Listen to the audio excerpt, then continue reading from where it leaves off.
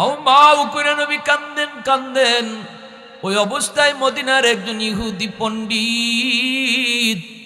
ইহুদি পণ্ডিত আইসা দেখতেছে একটা বালক কবর জড়ায় দুইরা কাঁদতেছে। ইহুদি পণ্ডিত, সে তাওরাত কিতাবের পণ্ডিত। তাওরাত কিতাবের ভিতরে আখিরি নবী, রহমতের নবী, মায়ার নবীর যতগুলি আলামত রয়েছে সবগুলি আলামত এই পণ্ডিত তাওরাত কিতাবে পড়ছে। এজন্য সে আমার নবী, রহমতের নবীর চেহারা দেখা মাত্র ইহুদি পণ্ডিত আমার নবীকে চিনে ফেলেছে। আরেকটু আস্তে কোন সুবহানাল্লাহ, আর একটু জোরে কোন সুবহানাল্লাহ। মায়ার নবীকে দেখা মাত্র চিনে ফেলেছে। এইবার ইহুদি পণ্ডিত কয়, বাবা বাবা বালক, ব্যাপার কি, কান্দ কেন? কয়, এটা আমার আব্বার কবর। কি নাম তোমার? কয়, নাম মোহাম্মদ। এই কবরটা কার? কয়, আমার আব্বার। কি তোমার আব্বার নাম? কয়, আব্দুল্লাহ। সাথে সাথে ইহুদি পণ্ডিত তাওরাত কিতাবের ভিতরে যে পাইছে আখিরি নবীর নাম হবে মোহাম্মদ, বাবার নাম হবে আব্দুল্লাহ, মার নাম হবে আমেনা। তখনই ওই পণ্ডিতে কয়, সাথে কেডাইছে? কয়, মা। পণ্ডিত নিজে কয়, তোমার মার নাম তুমি বলবা না, আমি বলি, দেখো ওইনি, তোমার মার নাম হলো আমেনা। একটু জোরে কও না সুবহানাল্লাহ। कौनैन मुख्तार खुदा तुमको बनाया, कौनैन मुख्तार खुदा तुमको बनाया, उम्मत का निगाहबान खुदा तुमको बनाया, उम्मत का निगाहबान खुदा तुमको बनाया। मौला मेरा आका मेरा रहमत की नबी है, तजदार मदीना है तो बाहे अरबी है, अशजार ने देते हैं नबूवत के शहादात, तशकीक कमर में है तो अंगुल की इशारात, तशकीक कमर में है तो अंगुल की इशारात। जुरे शुरे कन अल्लाहु अकबर, आरे जुरे अल्लाहु अकबर। পণ্ডিত কয়, কই তোমার মা? কই জাম্মা দাঁড়ায় রয়েছে। তাওরাত কিতাবের পণ্ডিত কয়, আমেনা, ও আমেনা, আমি একজন ইহুদি পণ্ডিত, তাওরাত কিতাবের পণ্ডিত, আমি তোমাকেও চিনছি, তোমার সন্তানকেও চিনছি, এই কবরে কে শুয়ে আছে তারাও চিনছি। তোমার কথা, তোমার সন্তানের কথা, তোমার স্বামীর কথা তাওরাত কিতাবের ভিতরে উল্লেখ আছে। শুধুমাত্র উল্লেখ আছে তা না, তিনি যে আখিরি নবী হবেন, শিশুকালে তার বয়সটা, তার চেহারাটা কেমন হবে, একটু বাল্যকালে তার চেহারা কেমন হবে, যৌবনে তার চেহারা কেমন হবে, তার নাক মুবারক কেমন হবে, তার ঠোঁট মুবারক কেমন হবে, তার চুলগুলি কেমন হবে, সব বিবরণ আমি তাওরাত কিতাবে পেয়েছি। সবগুলা বিবরণ আমি মিলায় দেখলাম। তোমার সন্তান মুহাম্মদ, এই মুহাম্মদই হলো আখিরি নবী, শ্রেষ্ঠ নবী, নবী কুল শিরোমণি, নাম হলো মুহাম্মাদুর রাসূলুল্লাহ।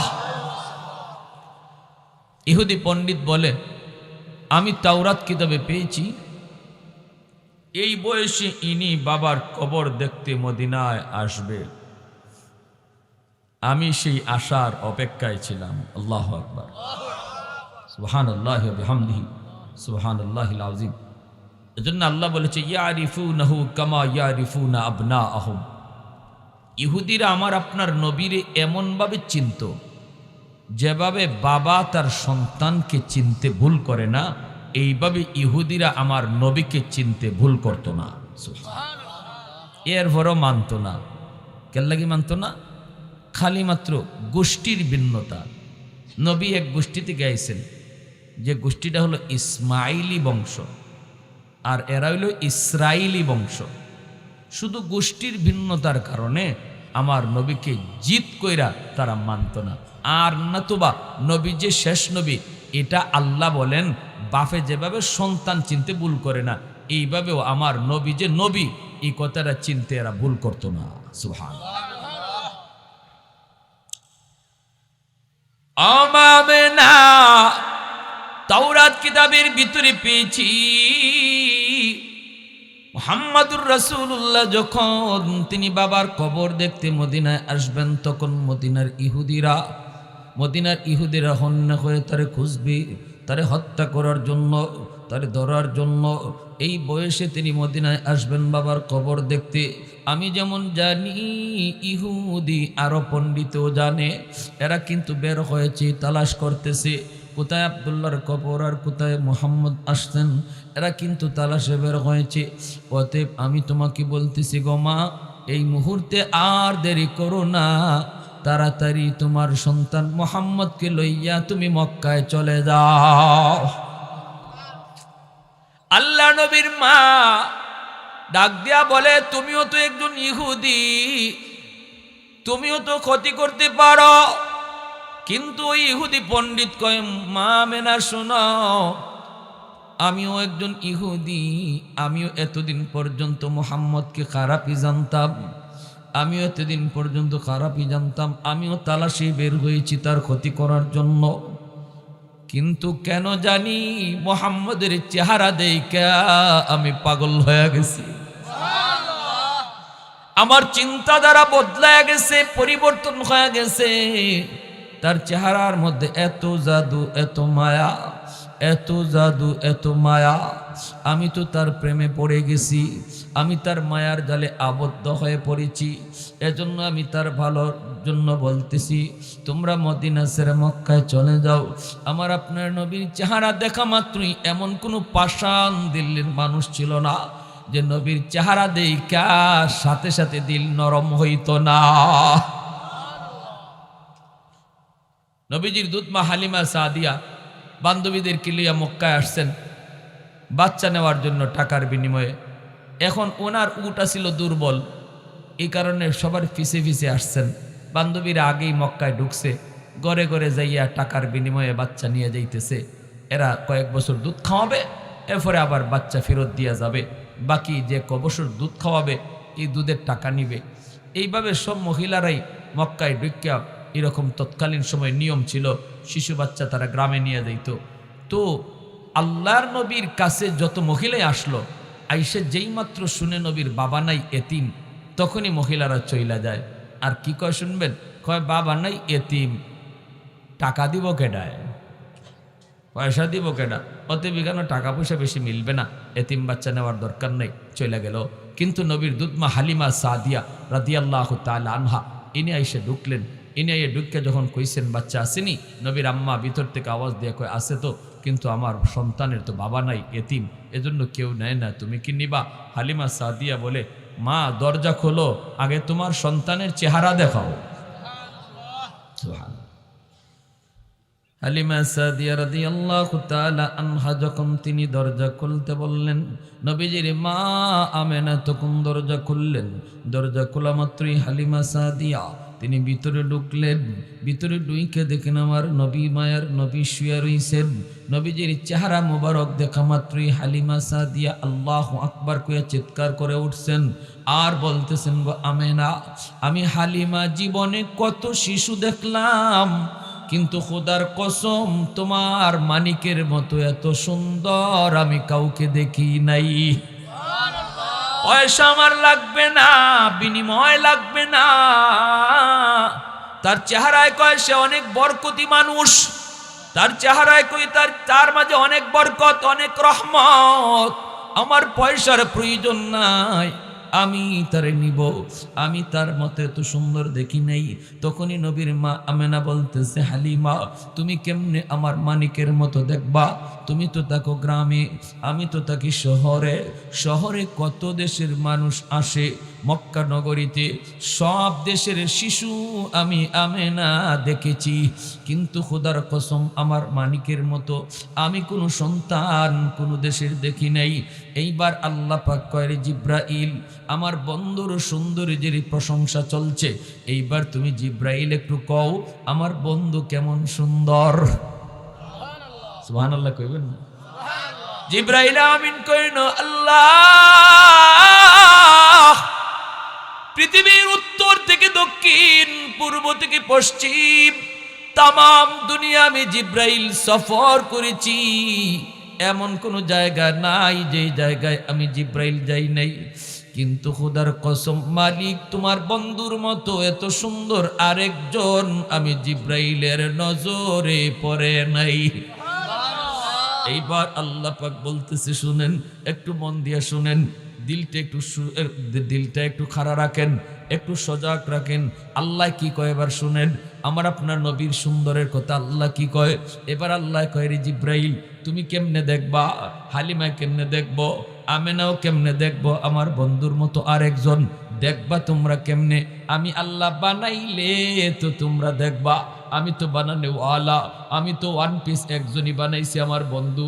আমার বন্ধুর মতো দ্বিতীয় আরেকজন পৃথিবীতে বানাই নাই, বানাবো না। সুবহানাল্লাহ। এজন্য আমার বাইরা বন্ধুরা, দ্বীনের নবী, মায়ার নবী, রহমতের নবীর চেহারা দেখা ইহুদি নবীদের প্রতি মায়ায় পড়ে গেল। আল্লাহর নবীকে বইলা পাঠাই দিল, আমেনা নবীকে নিয়ে আসতেছেন। কিন্তু আবওয়া নামক জায়গায় আসা মাত্রই নবীজির মা আমেনা অসুস্থ হয়ে পড়লেন। অসুস্থ, এমন অসুস্থ, এটা মৃত্যু শয্যায়। সাথে সাথে তিনি বলতেছেন, ও উম্মে আইমন, ও উম্মে আইমন, আমার মোহাম্মদ কই? নবীজি মাকে জড়ায় ধরে বলতেছেন, গো মা, তোমার কি হয়েছে? মা তখন চোখের পানি ছেড়ে কই, বাবা জানি না, বাবা দেখতে আইয়া মা কেউ বুঝি তুমি হারাইতেছো। বাবা দেখতে আইয়া মাকেও বুঝি তুমি হারাইবা। মনে হয় আমি আর বাঁচবো না বাবা, মনে হয় আমি আর বাঁচবো না। কিন্তু বাবা চিন্তা করো না, আল্লাহ তোমার সহায়। আল্লাহু আকবার, জোরে কোন। আমি আল্লাহর কাছে তোমাকে সুপুর্দ করে গেলাম। এই বইলেই মা দুনিয়া থেকে বিদায় নিলেন, মদিনা থেকে ফিরে আসার প্রতি বিদায় নিলেন। এইদিকে উম্মে আইমান মায়ার নবীকে নিয়া কান্না করেন, আমার নবী কান্না করেন। মক্কার দিকে রওনা দিছেন। নবীজির দাদা আব্দুল মুত্তালিব অপেক্ষায়। আমার নাতি গেল বৌমারের সাথে লইয়া, সাথে গেল আরেকজন বাদী উম্মে আইমন, গেল তিনজন। কই আয় না কেন? রাস্তার দিকে দাদা তাকে অপেক্ষায়। একটু পরে দেখে আসতেছে দুইজন, গেল তিনজন, আসতেছে মাত্র দুইজন। পাশে আসা মাত্রই তিনি চিন্তায় চিন্তিত, হায় হায় আমার বৌমাকে দেখি না। আল্লাহর নবী কান্না শুরু করে দিলেন। দাদাকে দেখা মাত্র নবীজির কান্নার ঢেউ উঠে গেল। নবীজি দৌড় দিয়ে আইসা দাদাকে জড়ায় ধরে কান্দেন আর বলেন, দাদা, বাবার কবর দেখতে যাইয়া মাকেও আমি হারাইছি। এজন্য আমার নবী, মায়ার নবী, তিনি ওই যুবককে বুঝাইতেছেন, যুবক, এক নম্বরে বাবার কথা যখনই ইয়াদ হয় তখনই তুমি এই দোয়াটা কইরো, যেই দোয়াটা আল্লাহ কোরআনে শিখাইছেন। আমাদের সমাজে কিছু যুবক বাবার মার কবর দেখলে পরে দোয়া পড়ে, আবার কিছু সন্তান বাপ মার কবর দেখেও দোয়া পড়ে না, গান গায়া বন্ধুদের সাথে কবরের পাশ দিয়ে চইলা যায়। আমার সন্তান আমার কবরের পাশে দোয়া পড়বে নাকি গান গাবে, এই সিদ্ধান্ত নিবে মা বাবা, ঠিক না? শিশুকালে যদি তারে দিন শিখায়, শিশুকালে যদি তারে কোরআন শিখায়, শিশুকালে যদি তারে মাদ্রাসায় পড়ায়, শিশুকালেই যদি আল্লাহর পরিচয় শিখায়, শিশুকালেই যদি নবীর মহব্বত কলিজায় ঢুকায়, তাহলে এই ছেলে বড় হওয়ার পর বাপ মার কবরের পাশ দিয়া কোনদিন গান গায়া যাবে না। কবরের পাশে যাওয়া মাত্রই দোয়া পড়বে এবং কোরআন তেলাওয়াত করবে, ঠিক কিনা? ইয়াসিন ওয়াল কুরআনিল হাকিম ইন্নাকা লামিনাল মুরসালিন আলা সিরাতিম মুস্তাকিম। সূরা ইয়াসিন পড়া যখনই সন্তান বাপ মার কবরের পাশে দাঁড়ায়, সাথে সাথে আল্লাহর নবী বলেন, আল্লাহ পাক কবরের আযাব সাথে সাথে আল্লাহ মাফ করে দেয়। ইমাম সাহেব বললে আল্লাহ আযাব মাফ করে, এই হাদিস না, সন্তান যদি বাপমার কবরের পাশে সূরা ইয়াসিন পড়ে, তাহলে নবী বলছেন বাপমার কবরের আযাব আল্লাহ মাফ করে দেয়। তাহলে সন্তানকে তো সূরা ইয়াসিন শিখাইতে হবে বাপমার, ঠিক কি না? তাহলে আমার সন্তান আমার কবরের পাশে ইয়াসিন পড়বে না সারেগামা বাজাবে, এই সিদ্ধান্ত বাপমার। বাপমার সিদ্ধান্ত যদি সঠিক হয় তাহলে ইয়াসিন পড়বে, আর বাপমার সিদ্ধান্ত যদি রং হয় সন্তান গান গাবে। এজন্যই কিয়ামতের মাঠে সন্তান মা বাবাকে আল্লাহর আদালতে আসামি বানাবে। রব্বানা আতিহিম দিফাইনি মিনাল আযাব ওয়ালআনহুম লা'নান কাবীরা। সন্তান কইবে, আল্লাহ আমার মারে ডাকো, আমার বাবারে ডাকো। কেন তারা আমারে সারেগামা শিখাইছে? কেন তারা আমারে আগডুম বাগডুম শিখাইছে? কেন তারা আমারে এমন প্রতিষ্ঠানে ভর্তি করছে যেখানে ব্যাঙ্গের ভাল শিখায়? ঠিক কি না? ব্যাঙ্গের ভাল শিখায়। আমারে এমন জায়গায় ভর্তি করে নাই যেখানে আল্লাহ রসুলকে চেনা যায়, তোমাকে চেনা যায়, আখেরাত জানা যায়। আল্লাহ এমন কোন প্রতিষ্ঠানে আমার বাপ মা আমারে ফরাইছে না, আমারে দিছে না। আমারে শিশুকাল থেকে এমন জায়গায় ফরাইছে যেখানে আল্লাহও নাই, রসুলও নাই, আখেরাতও নাই, কবরও নাই। এজন্য আমার মারে ডাকো, আমার বাবারে ডাকো। এই বাপ মার ঘাড়ে ভাড়া দিয়ে আমি জাহান্নামে যাব, আর আমি জাহান্নামে যেই শাস্তি পাবো এর ডাবল শাস্তি আমার বাপ মারে দিও। কিয়ামতের মাঠে এই সন্তান আল্লাহর আদালতে বাদী হবে, বাপমার বিরুদ্ধে মামলা দিবে। অনেক বাপমা সন্তানের মামলায় আল্লাহর আদালতে ধরা খাবে। সন্তানের মামলায়, যেই সন্তানরে কলিজা কাইটে খাওয়াইতেছি, যেই সন্তানের জন্য রাতকে দিন বানাইতেছি, যেই সন্তানের জন্য রক্তহানি করতেছি, এই সন্তানই মাকে বাবাকে আল্লাহর আদালতে আসামি বানাবে। তাহলে আমাদের সিদ্ধান্ত ভুল নিব না সঠিক নিব? আপনি স্কুলে পড়ান, ডাক্তার বানান, ইঞ্জিনিয়ার বানান, আমরা নিষেধ করি না, কিন্তু 5টা বৎসর মাদ্রাসায় পড়ান, 5টা বৎসর মাদ্রাসায় পড়ান। শিশুকালে যদি তার কলিজায় কোরআন ঢুকে, আল্লাহ রসুলের মহব্বত ঢুকে, এই ছেলে হাই স্কুলে গেলেও বেনামাজি হবে না, কলেজে পড়লেও সে উস্তাদের সাথে বেয়াদবি করবে না, ঢাকা ইউনিভার্সিটিতে গেলেও আল্লাহর বিরুদ্ধে, রসুলের বিরুদ্ধে কথা বলবে না, কোরআনের সৈনিক হবে, মা ভক্ত বাবা ভক্ত হবে। আল্লামা ডক্টর ইকবাল এত বড় ডক্টর, অক্সফোর্ড বিশ্ববিদ্যালয় থেকে তিনি ডক্টরেট করেছেন। তিনি যখন অক্সফোর্ডে যান, তখন অক্সফোর্ডে পড়েন, সব শিক্ষক হলো খ্রিস্টান, সব শিক্ষক হলো ইহুদি, মুসলমান বলতে কেউ নাই। সেখানে তিনি পড়লেন আর এদের বিরুদ্ধেই কবিতা লিখলেন।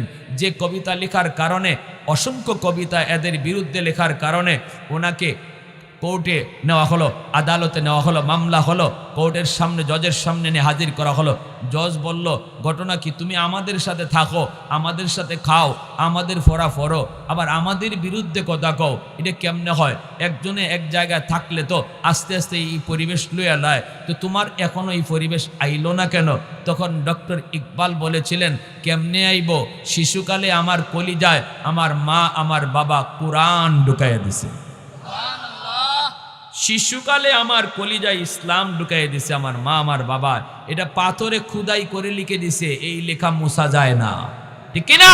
পাথরে খুদাই করে আমার আল্লাহর নাম আমার মা আমার বাবা লিখে দিছে। এমনকি আমি যখন আসি, তখন অক্সফোর্ডের ডক্টরেট ডিগ্রি করতে যখন আসব, তখন আমার মা বলেছিল, বাবা সেখানে 46 জন শিক্ষক, তারাই খ্রিস্টান আর ইহুদি, তুমি ওখানে যাইয়া কেমনে চলবা? চোখ খুললেই দেখবা সব খ্রিস্টান আর ইহুদি, বাঁচবা কেমনে বাবা? নেও, আমি মা একটা আতর তোমাকে একটা সুরমাদানি দিয়া দিলাম, এই সুরমাটা তুমি চোখে লাগাইয়া ক্লাসে ঢুকো। কারণ আমি মা আর তোমার বাবা যখন আমরা হজ করতে গেছিলাম, মদিনা শরীফ নবীর রওজার কাছ থেকে আমি এই সুরমাদানিটা আনছি। আমার মন বলে, তুমি এই সুরমা চোখে লাগাইয়া যদি ক্লাসে ঢুকো, খ্রিস্টান ইহুদি দেখবা না, তুমি মদিনা রওজাওয়ালাকে দেখবা।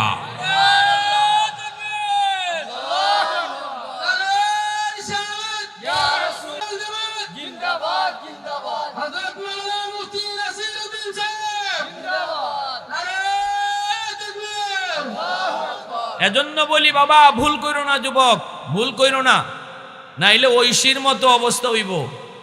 ঐশীর হাতে কিন্তু বাপ মা জব হইছে, কথা বলেন ঠিক কিনা? বাপ মা কিন্তু জব হইছে, মারও জব করছে, বাবারও জব করছে। কোন টাইমে? কয় মা বাপ মা যেই টাইমে তারে বুঝ দেওয়ার কথা, এই টাইমে বুঝ দিছে না, সময় পার হওয়ার পরে বুঝ দিতে চাইছে, তখন অ্যাকশন করতে গিয়ে রিঅ্যাকশন হয়ে গেছে।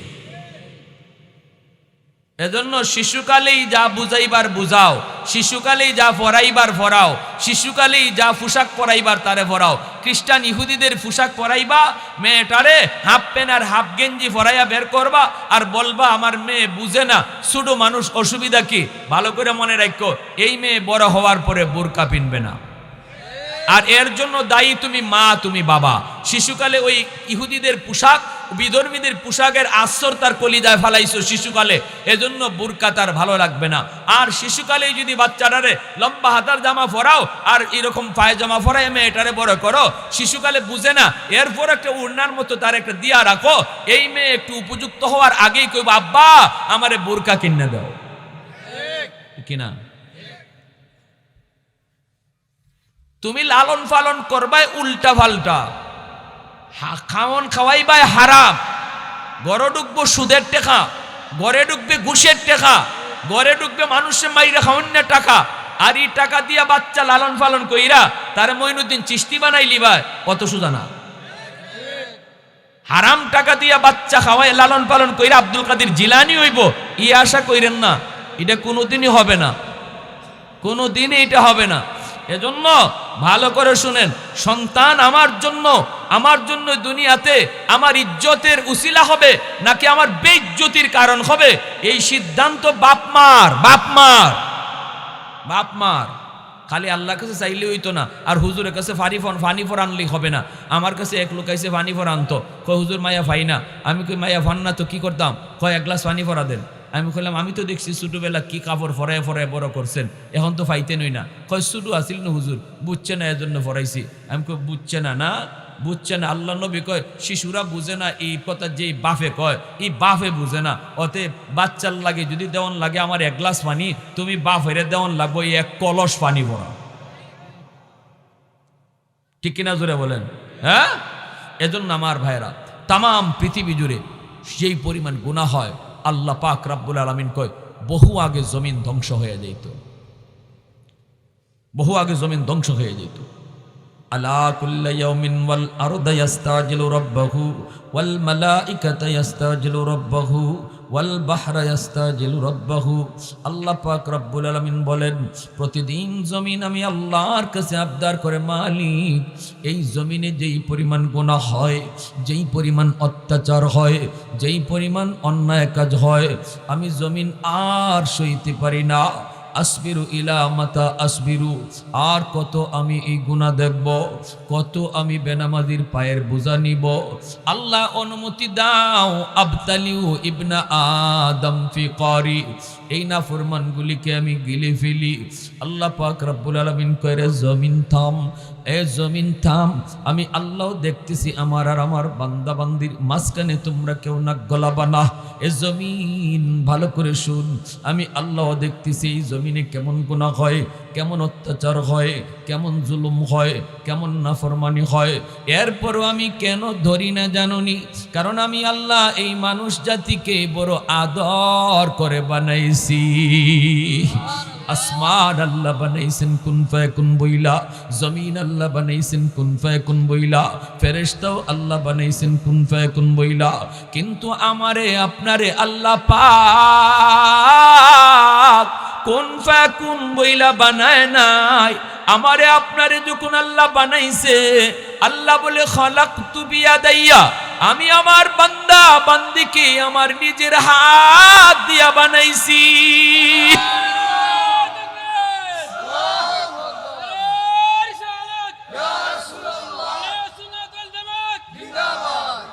কারণ এই চেহারার মধ্যে এত দামি কপাল, এত দামি কপাল, এই কপাল দিয়া বান্দা আবার কুদরতি কদমে সেজদা দিবে।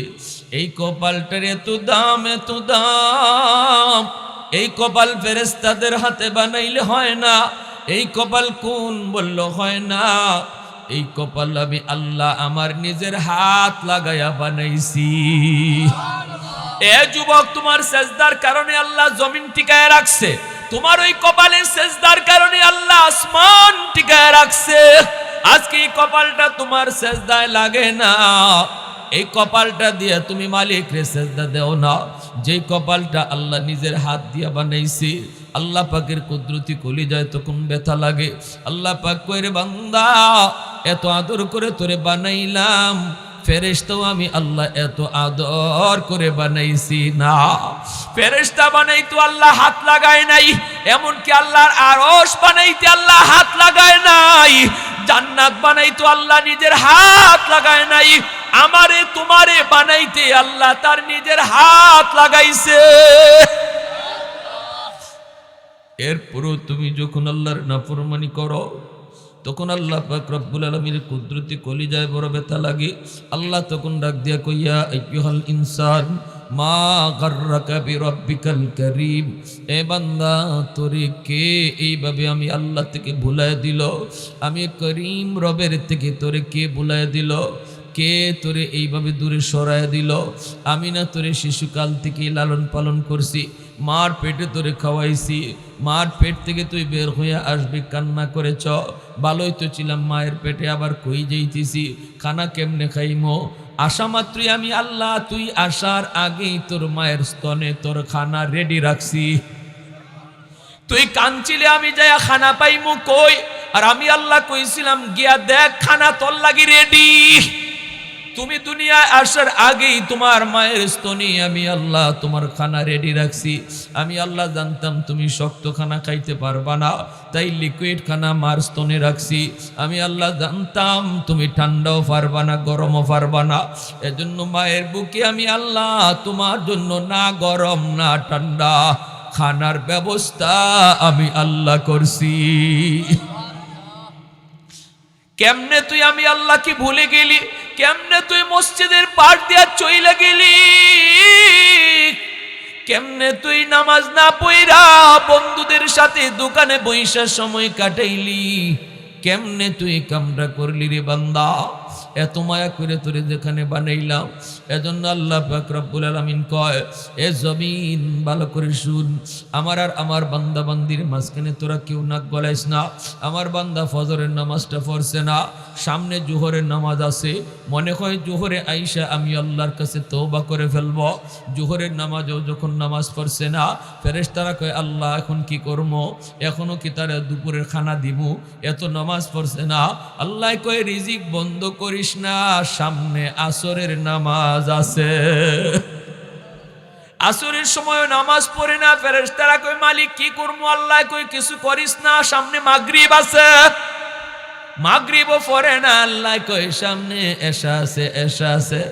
এইভাবে আল্লাহ পাক রব্বুল আলামিন কয় আমি আল্লাহ গজবকে আটকায় রাখছি। ইন্না রহমতি সাবাকাত আলা গজবি, আমার রহমত গজবের আগে চইলা যায়। আমার ভাইরা, এজন্য আল্লাহ নবী বলছে, 1 নম্বরে বাপ মার জন্য দোয়া করো, 2 নম্বরে বাপ মার জন্য দান সদকা করো, দান সদকা ওয়াল ইস্তিগফারু লাহুমা। 3 নম্বর নবী বলে বাপ মার কোনো ফাওনা দাওনা যদি থাকে, এই ফাওনা তুমি পরিশোধ করো, তাহলেই বাপ মার কবরে আল্লাহ তোমার খেদমত পৌঁছে দিবে। 4 নম্বরে মনে রাখবেন 5টা কথা এখন শেষমেশ বলতেছি। 4 নম্বর আল্লাহ নবী বলেন সিলাতুর রেহমিল্লাতি লা তুসালু ইল্লা বিহিমা, মা বাবার যারা আত্মীয় স্বজন আছে তাদের খোঁজ খবর রাখো। মা দুনিয়ায় নেই, কিন্তু মার আত্মীয়, মা রক্তের মানুষ যারা, তাদের খোঁজ খবর রাখো। মামা কেমন আছো, নানা কেমন আছো, খালা কেমন আছো, এতটুকু ফোন তুমি দেওয়া মাত্রই যেন মার কবরেই তুমি ফোন লাগাইছো। আল্লাহ নবী বলতেছেন। আজকে আমরা মা মারা গেলে পরে নানি বাড়ির কথা ভুললে যাই, মামা মামি খালা খালির কথা কোনো খবর থাকে না। মার জন্য গরু জবাই করতেছি, 10টা 20টা জিয়াফত করতেছি, কিন্তু আমার নবী বলতেছে মার রক্তের মানুষের খোঁজ নিলে আল্লাহ এই খেদমত মার কবরে পৌঁছে দেয়। বাবা দুনিয়ায় নাই, কিন্তু বাবার রক্তের মানুষ আছে।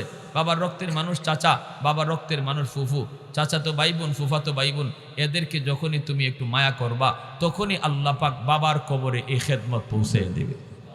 5 নম্বরে আল্লাহ নবী বলেন ইকরামু সাদিকিহিমা মিন বাদিহিমা, মা বাবার বন্ধু বান্ধব যারা আছে তাদেরকে পাইলে বাপ মার মতো শ্রদ্ধা কইরো।